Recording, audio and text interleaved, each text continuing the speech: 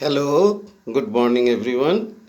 আবার একটা নতুন ব্লগে চলে এলাম। আর আজকে একটা নতুন রকমের খাবার, ফেলে দেওয়া জিনিস দিয়ে। তো দেখতেই পাচ্ছেন, বোলটার মধ্যে হচ্ছে আলুর খোসা ছোট্ট ছোট্ট করে কেটে রেখেছি।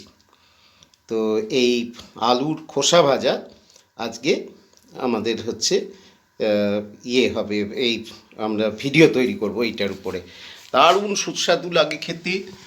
আর হচ্ছে দারুণ সুস্বাদু লাগে এটা খেতে। তো এতে সামান্য কিছু উপকরণ দেব। তো যেমন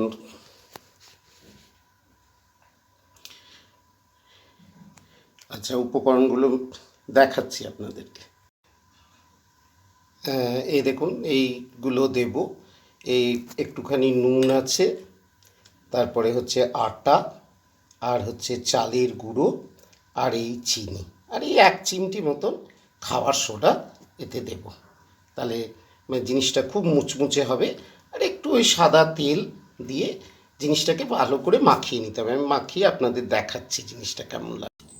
এই সমস্ত কিছু, চালের গুঁড়ো, তারপরে আটা, তারপরে আপনার ইয়ে একটু খাবার সোডা, একটু চিনি, একটু নুন, আর অল্প একটু জল দিয়েছি, আর একটুখানি যেমন দু মানে 1 চামচ মতন সাদা তেল দিয়েছি। দিয়ে এগুলোকে খুব ভালো করে মাখিয়ে নিতে হবে। নিয়ে মাখিয়ে নেওয়ার পর এগুলো আপনি তেলেও ভাজতে পারেন। তো এখন তো কেউই তেল খেতে চায় না। তো এটাকে আমি যাই হোক মেখে আমি এয়ার ফ্রায়ারে ভাজবো। আপনাদের দেখাচ্ছি যে কীরকম হচ্ছে। দেখুন, মাখাটা হয়ে গেছে। তো এটা একটু শুকনো শুকনো মাখতে হবে জিনিসটা। আর হচ্ছে আমি 2 চামচ মতন চালের গুঁড়ো দিয়েছিলাম, কিন্তু তাতে দেখলাম একটু জলের ছিটা দেওয়ার পর ওটা হচ্ছে নরম হয়ে গেল। তো সেই জন্য আবার আরও 1 চামচ চালের গুঁড়ো দিয়ে মাখাটা মেখে রেখেছি। এখন একটুক্ষণ রেস্টে দিয়ে তারপরে এটা আমি এয়ার ফ্রায়ারে ভাজবো। আর আপনাদের আমি দেখাবো, কড়াইয়েও ভেজে দেখাবো যে হচ্ছে আপনি দিয়েও করতে পারেন, যাদের এয়ার ফ্রায়ার নেই, যে এটা না যে আমরা করব কী করে। তো আমি দেখিয়ে দেবো আপনাদের। আচ্ছা, এই সকালের জল খাবার খেতে বসে পড়লাম। আজকে আমাদের চিড়ের পোলাও হয়েছে। চিড়ের পোলাওয়ের রেসিপিটা দেওয়া হলো না, যাই হোক পরে একবার দেব। আর এটা হচ্ছে রসমালাই তৈরি করেছিলাম ছানা দিয়ে, এরও রেসিপিটা আপনাদের আমি দেব পরে। তো আজকে জাস্ট ট্রায়াল বেসিসে করেছিলাম, খুব সুস্বাদু হয়েছিল খেতে। এই তেল গরম হয়ে গেছে, আমি অল্প অল্প করে ওটাতে ছাড়ব। প্রথমে আপনাদের এটা দেখিয়ে দিচ্ছি তেলের, কিন্তু তবে তেল তো আজকাল কেউই খেতে চায় না। তারপরে এটা আমি এয়ার ফ্রায়ারে ফের ভেজে দেখাবো। আর গ্যাসটা দেখতেই পাচ্ছেন যে হচ্ছে মানে একদম লোতে রেখেছি, লো টু মিডিয়াম আর কি। নিয়ে এই ছেড়ে দিলাম।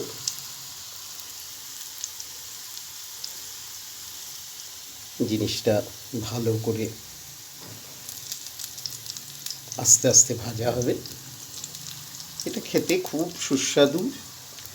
আর তেলে ভাজলে তো আরও ভালো লাগে টেস্টটা। কিন্তু আজকাল তো কেউই অত তেল পছন্দ করে না, মানে সেই পুরোনো দিনের রান্না হারিয়ে যাওয়া যে রান্না। তো আমি ভাবলাম যে এটাকে শেয়ার করি, হয়তো আপনাদের ভালো লাগবে। আর আপনারাও এইভাবে বানান, করুন, কারণ এইসব রান্না তো আজকাল হারিয়ে যেতেই বসেছে। একটু বেশ লাল লাল লাল লাল হলে মুচমুচে হবে জিনিসটা, তখন তুলে নেব। আমি আপনাদের এয়ার ফ্রায়ারেও ভেজে দেখাবো যে জিনিসটা কেমন হচ্ছে। তবে এতে তেল দিয়ে আরও খুব ভালো মানে লাগে, কিন্তু তেলটা তো এখন কেউই খেতে চায় না, সবাই অ্যাভয়েড করে। তো সেই জন্য তেলটাকে দেখুন ভাজা হচ্ছে।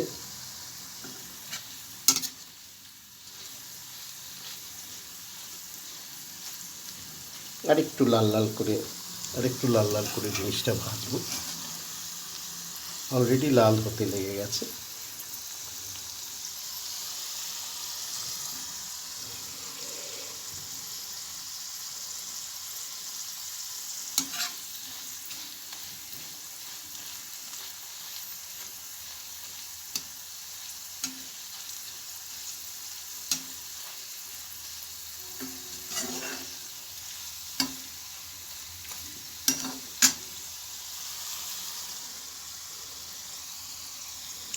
এটা প্রায় হওয়ার মুখে। আমি এয়ার ফ্রায়ারে যেটা করব, এই দেখুন আমি এয়ার ফ্রায়ারে এটা অলরেডি দিয়ে দিয়েছি। তো এটা 200 ডিগ্রিতে মানে 5-6 মিনিট মতন হয়েছে। তো আপনাদের পরে দেখাচ্ছি যে রেজাল্টটা কীরকম হচ্ছে।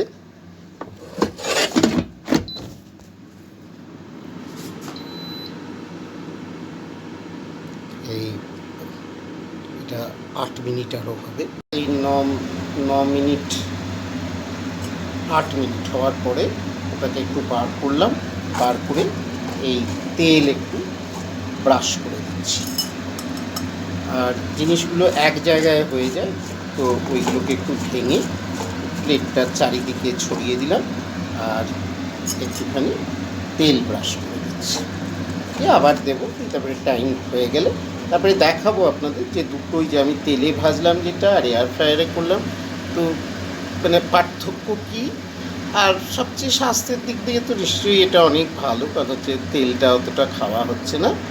আচ্ছা বেশ, এবারে আবার এয়ার ফ্রায়ারে এটাকে ঢুকিয়ে দিচ্ছি।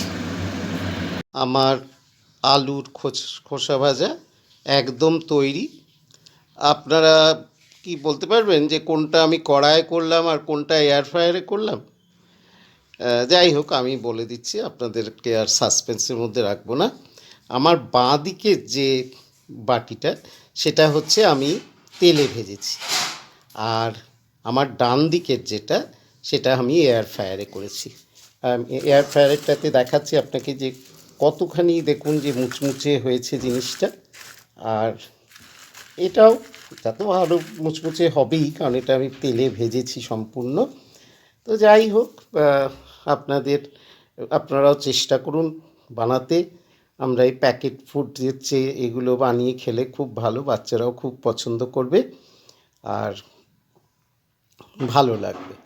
যাই হোক, আপনারা সাবস্ক্রাইব করতে ভুলবেন না। দেখুন, আর আমাদের এই চ্যানেলটাকে দাঁড় করাবার জন্য আপনাদের কাছে আমরা মানে প্রার্থনীয় যে হচ্ছে অন্তত এটাকে সাবস্ক্রাইব করুন, কমেন্ট করুন, জিনিসটা বানালেন কিনা জানান। ঠিক আছে, নমস্কার, আবার দেখা হবে নতুন একটা ব্লগ।